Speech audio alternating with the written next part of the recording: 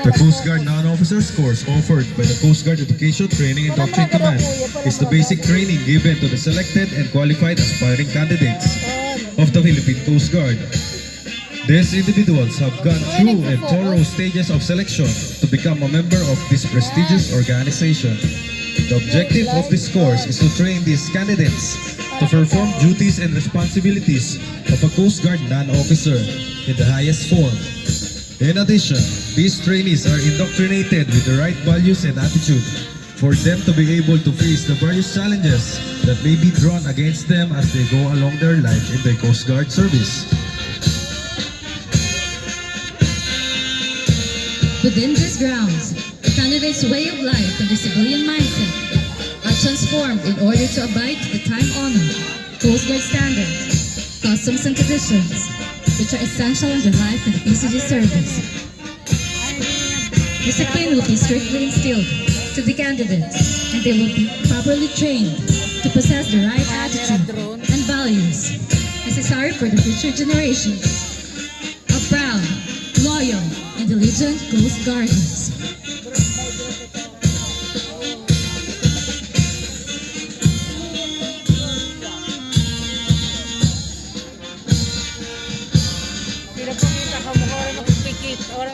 The recognition ceremony signifies the acknowledgement of the trainees or the transition of their training for bootcamp stage into easier means of instilling discipline and core values of the organization. After 4 rigorous months of training, these trainees are assessed based on their performance and attitudes for them to be recognized by their senior non-officers and training staff. Through this ceremony, their lives in the training center are nearly coming to an end, and it's evident that transformation has prevailed and will continue until they last in the organization.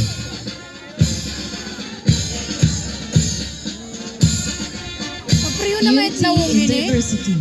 This 303 strong and snappy men started their journey on the 12th of December 2023 at Regional Training Center, Eastern Samar. The Masintab Silang Class 108-2003 is composed of 303 courageous gentlemen that came from Luzon, Visayas, and Mindanao with diverse culture. They have completed various bachelor degrees and are licensed professionals. Despite the promising careers that their profession has to offer, they decided to answer the call of patriotism, choosing the path of the uniformed service in this prestigious organization, the Philippine Coast Guard. This day shall mark the start of their life as a member of the Philippine Coast Guard, selflessly serving the Filipino people. From carefree civilians, they have chosen to be attuned to the customs and tradition of the Coast Guard organization.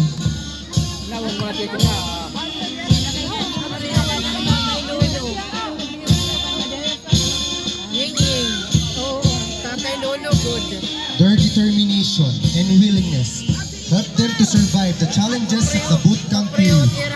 They were developed to become future leaders of the organization. This promising group of talented individuals will certainly be assessed in ensuring the fulfillment of Philippine Coast Guard mandate of safeguarding the national coastal waters, protecting the marine environment, maintaining safety standards, and above all, saving lives and property at sea.